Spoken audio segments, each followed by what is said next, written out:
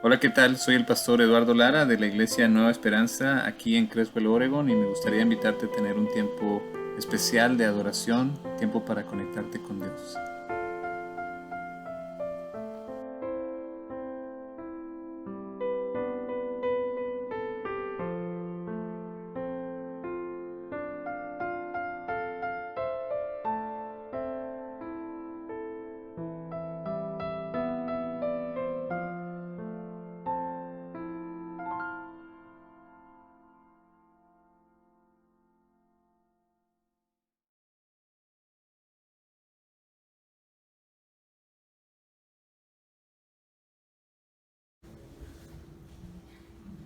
Bueno, vamos a seguir meditando en la palabra de Dios. Hemos estado meditando en el libro de Hechos, que para mí son los inicios del cristianismo. Vamos ya en el capítulo 20 y vamos ahora a estudiar un poquito el discurso de despedida de Pablo a los Efesios. Eh, ¿Se acuerdan? La semana pasada veíamos cómo Pablo nos encargaba o nos modelaba el oficio, el ministerio de animar, y veíamos el ejemplo de Pablo y cómo nosotros también tenemos que modelar ese ministerio de animar y enseñar a otros a animar, y nosotros animarnos, ¿verdad? De eso se trataba mucho el tercer viaje misionero de Pablo. Ese Pablo no se podía estar tranquilo, tenía este fuego interno que lo llevaba por todos lados. Ahí vemos de nuevo, si pueden ver el mapa, está Antioquía, que es de donde empezó el viaje, ¿verdad? Ahí abajo de Cilicia. Miren, ¿verdad? Esto, para mostrarles un poquito. De acá.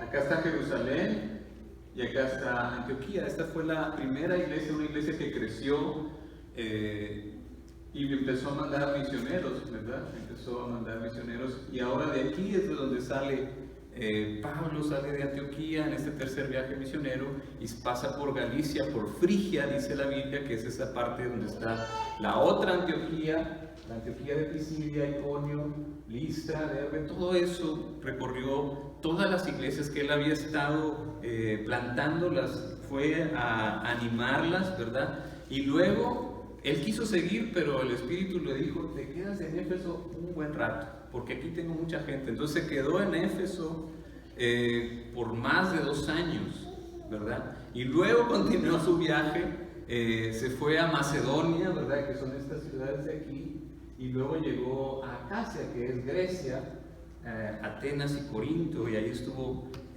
como por 3 meses y ya él quería regresar de nuevo a Antioquía, ¿verdad? Quería venirse para acá, pero era el tiempo de la Pascua de los judíos y los judíos querían matar a Pablo, porque él estaba hablando pues de que ya no tenían que seguir la gente las tradiciones de Moisés, sino que ahora con Cristo vives bajo la gracia.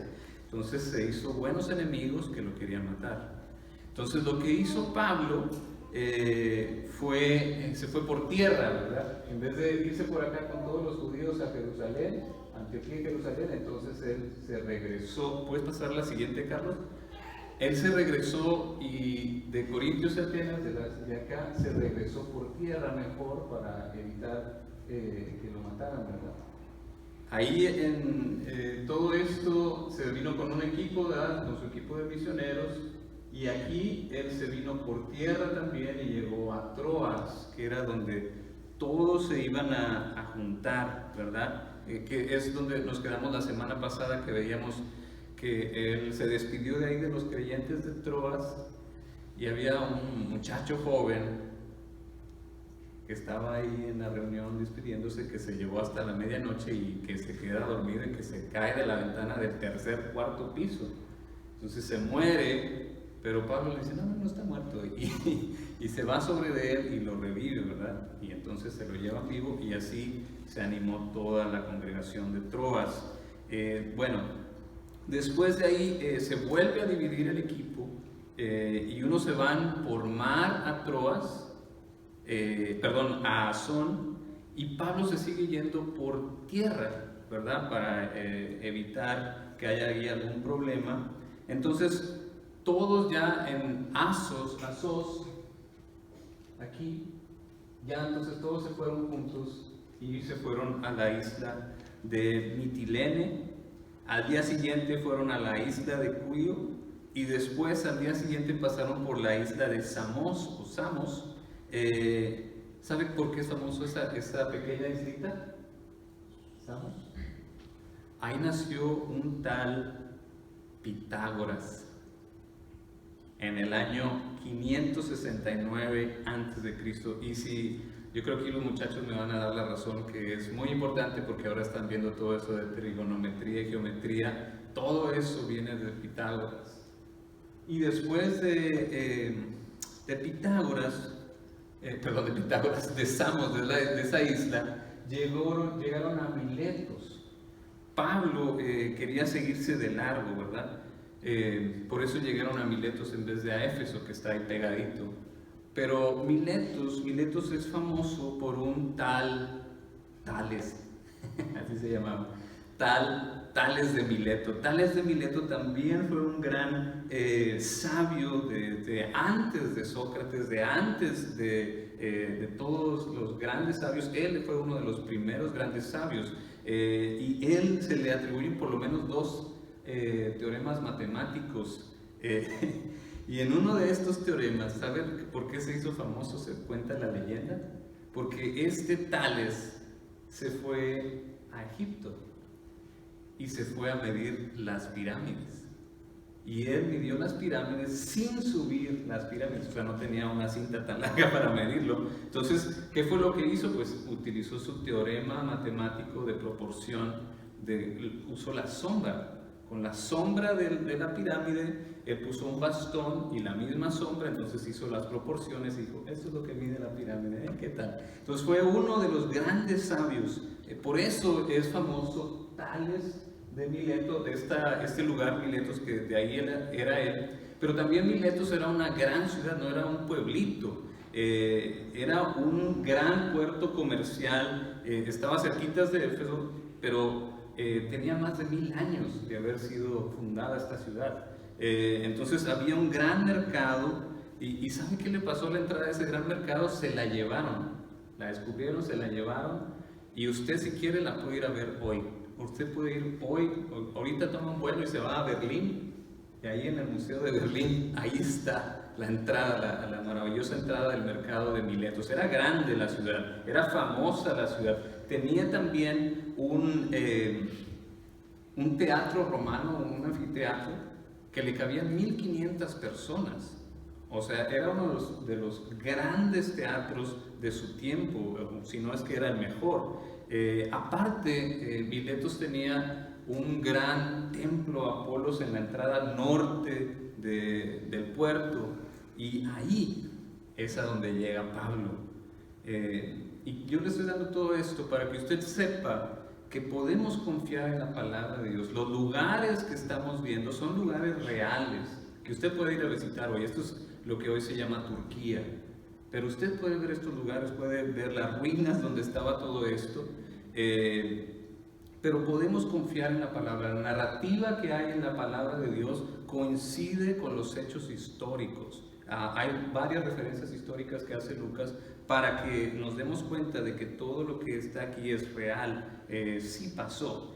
Pero Pablo, como les decía, no quería tomarse todo el tiempo para despedirse de Éfeso, con quienes había estado 3 años, entonces le iba a tomar mucho tiempo despedirse, aparte de que podría también haberle tomado mucho tiempo a tomar otro barco ahí, descargar y todo eso.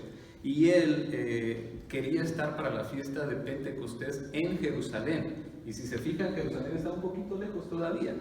Entonces, la fiesta de Pentecostés es 50 días después de la fiesta de la Pascua. Y la fiesta de la Pascua ya había pasado. Entonces tenía pocos días para llegar. Y tenía mucho significado esa fiesta de Pentecostés. Fue cuando vino el Espíritu Santo, cuando predicó Pedro. todo eso, ahora él también quería aprovechar ese tiempo donde estaban todos en Jerusalén para predicarles a ellos también. Él sentía que era el llamado de Dios dar testimonio allá, por eso iba a Jerusalén también. Entonces, aquí en este lugar, en este puerto de Miletos, es donde Pablo se despide de los efesios. Voy a leer ahí en el capítulo 20, versículo 17. Dice: desde Mileto, Pablo mandó llamar a los ancianos de la iglesia de Éfeso. Cuando llegaron les dijo: ustedes saben cómo me porté todo el tiempo que estuve con ustedes. Desde el primer día que vine a la provincia de Asia, he servido al Señor con toda humildad y con lágrimas, a pesar de haber sido sometido a duras pruebas por las maquinaciones de los judíos. Ustedes saben que no he vacilado en predicarles todo lo que les fuera de provecho, sino que les he enseñado públicamente y en las casas a judíos y a griegos. Les he instado a convertirse a Dios y a creer en nuestro Señor Jesucristo. Aquí empieza el discurso de despedida de Pablo. Es como un testamento en vida. Él ya no los iba a volver a ver, es lo que dice en los siguientes versículos. Y les está dando este testamento, este encargo que le deja a los discípulos, a todos los líderes de la iglesia de Éfeso, con quienes convivió por 3 años. Y algo que siempre hace Pablo y que a mí me sacaba de donde no entendía, es que él habla de humildad, pero siempre se pone como ejemplo.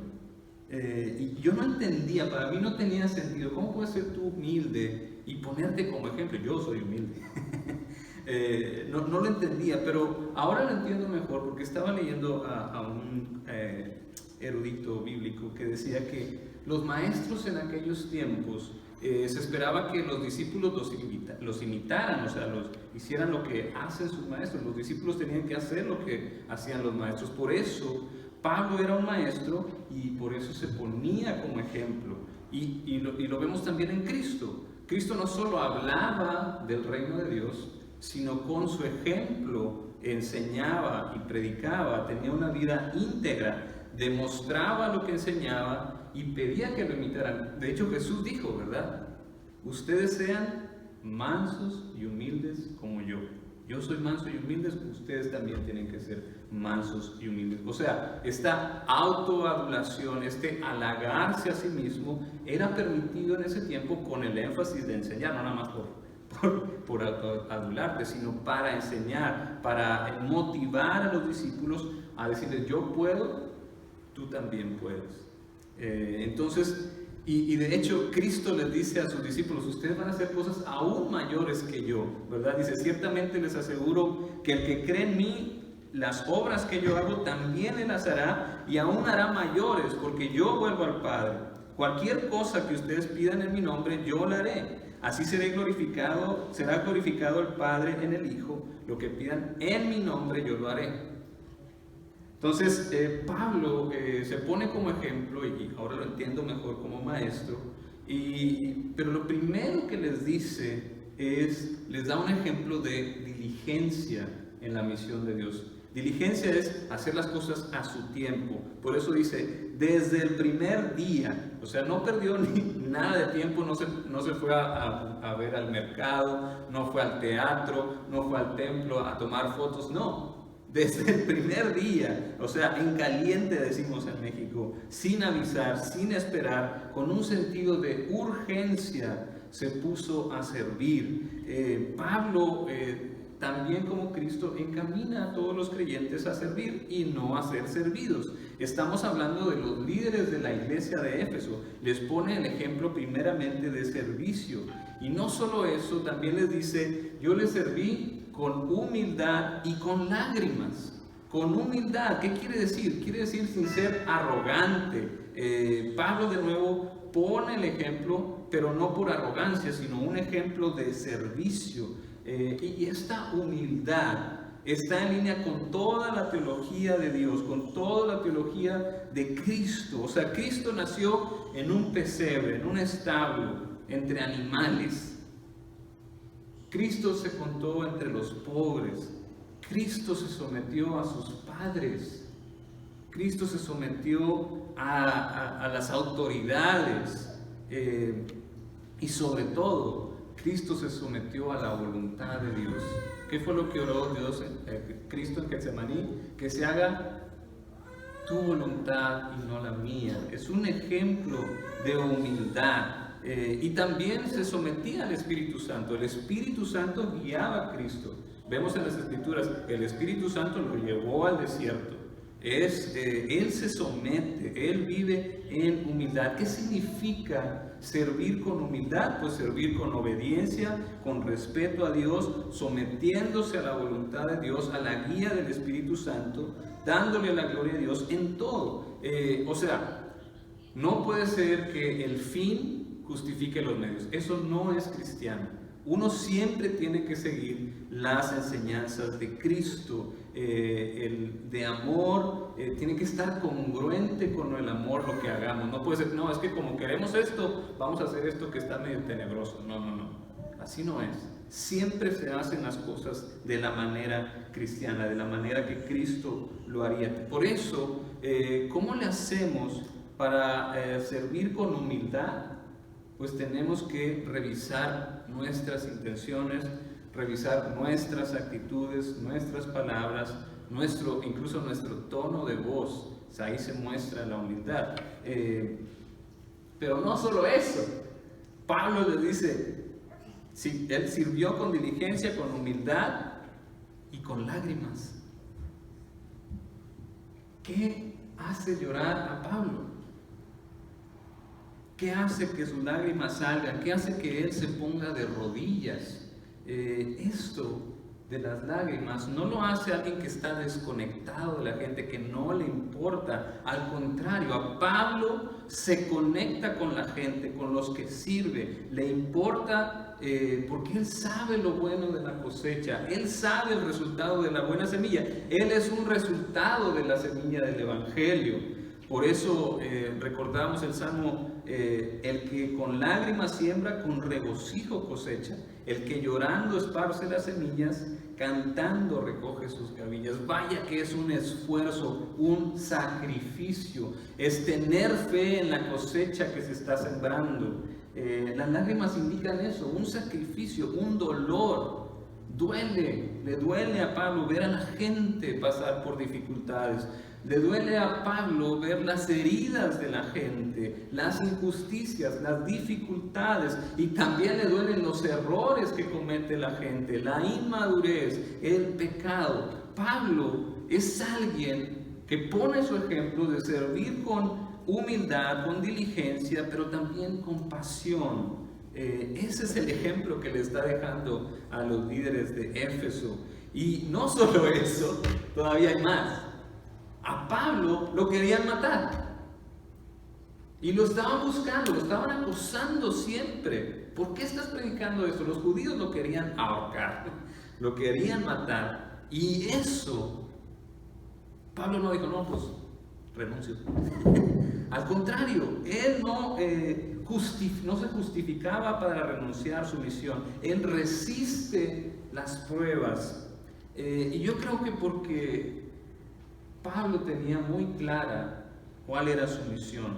Dice, me puse a predicarles todo lo que fuera de provecho, enseñando públicamente y en las casas a judíos y a griegos que se convirtieran a Dios y a creer en nuestro Señor Jesucristo. La misión de Pablo estaba clara, era para todos. No era solo para los judíos o solo para los griegos, era para todos.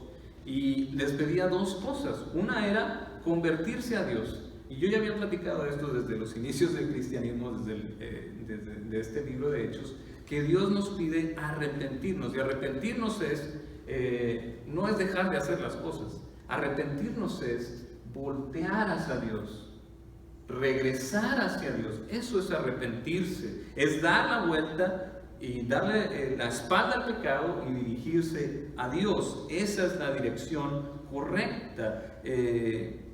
Porque Dios es quien realmente sabe y puede guiar. Él nos creó y también Dios es el que puede hacer algo al respecto. Dios es a donde debes de apuntar siempre, tu vida, tus relaciones, tu trabajo, tu pasión. Si no lo has hecho, ¿Qué estás esperando? ¿Qué te detiene? Hoy puedes disfrutar de este arrepentimiento y de todo el fruto que viene de él. La otra cosa que Pablo pedía, aparte de instigar a que se arrepintiera la gente, era a creer en el Señor Jesucristo.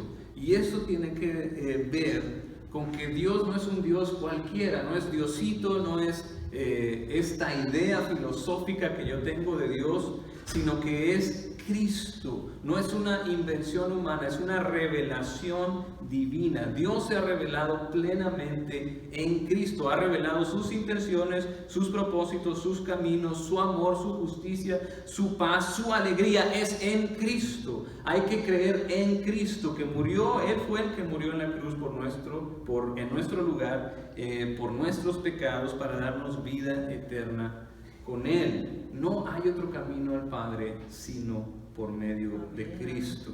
Y si tú no has volteado hacia Dios y creído en Cristo, pues yo te animo a que lo hagas y que cambie tu vida. Él es el que sabe cómo guiarnos. Y lo último que voy a decir es que ¿qué era lo que motivaba a Pablo? ¿Por qué Pablo estaba tan seguro? ¿Por qué era tan apasionado? ¿De dónde saca fuerzas Pablo? Pablo saca fuerzas de su fe, de su fuente de confianza, es la seguridad de su fe. Él estaba completamente convencido de que Cristo lo había llamado. Y ahora tengan en cuenta que voy a Jerusalén obligado por el Espíritu, sin saber lo que allí me espera. Lo único que sé es que en todas las ciudades el Espíritu Santo me asegura que me esperan prisiones y sufrimientos. Sin embargo, considero que mi vida carece de valor para mí mismo, con tal de que termine mi carrera y lleve a cabo el servicio que me ha encomendado el Señor Jesús, que es el dar testimonio del Evangelio de la gracia de Dios. Pablo estaba completamente seguro de que el Espíritu lo estaba guiando. Él se sentía obligado por el Espíritu. Y él estaba completamente seguro. Él tuvo un encuentro con el mismo Cristo. Y eso cambia las cosas por completo. Cuando tú tienes un encuentro con Cristo, cambia el rumbo de tu vida. No puedes ser el mismo si te encuentras con Cristo. Y ahora Pablo se siente ligado a su espíritu y eso cambia. Y esa es mi pregunta.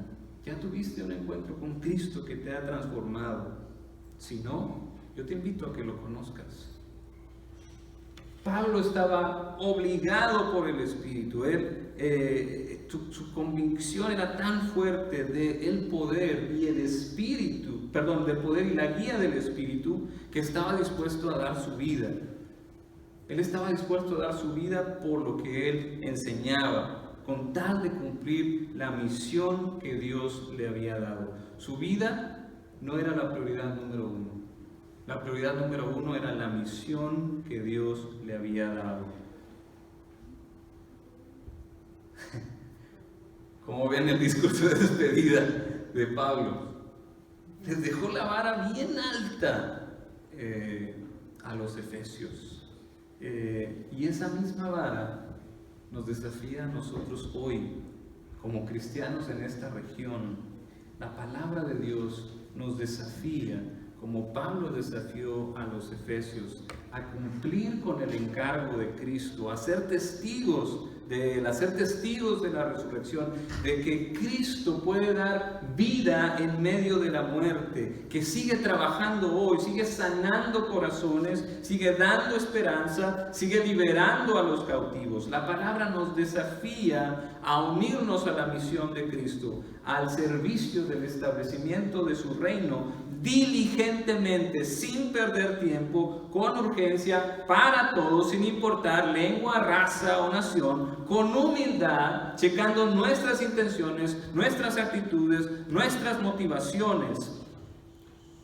Y nos insta a hacerlo con pasión, conociendo verdaderamente a quienes servimos, hasta las lágrimas, con sacrificio, sabiendo que vamos a tener pruebas, pero también con la confianza del poder y del acompañamiento del Espíritu Santo.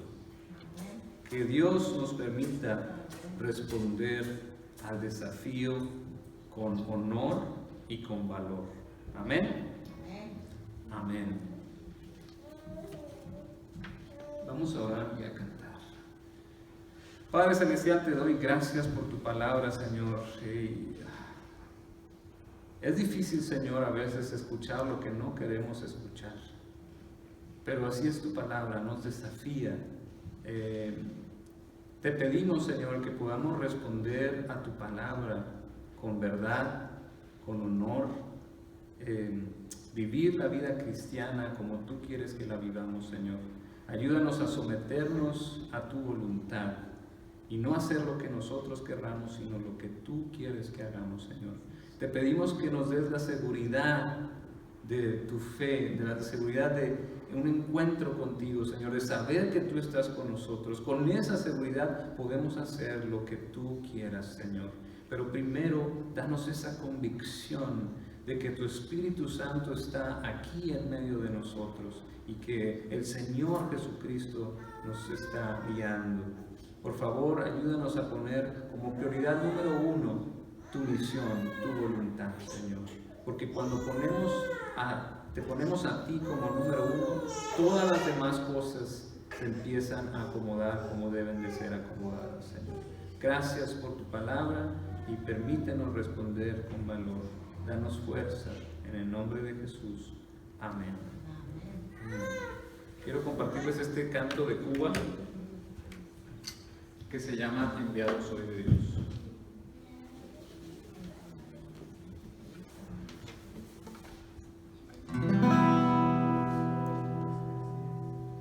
Enviado soy de Dios, mi mano lista está para construir con Él un mundo fraternal.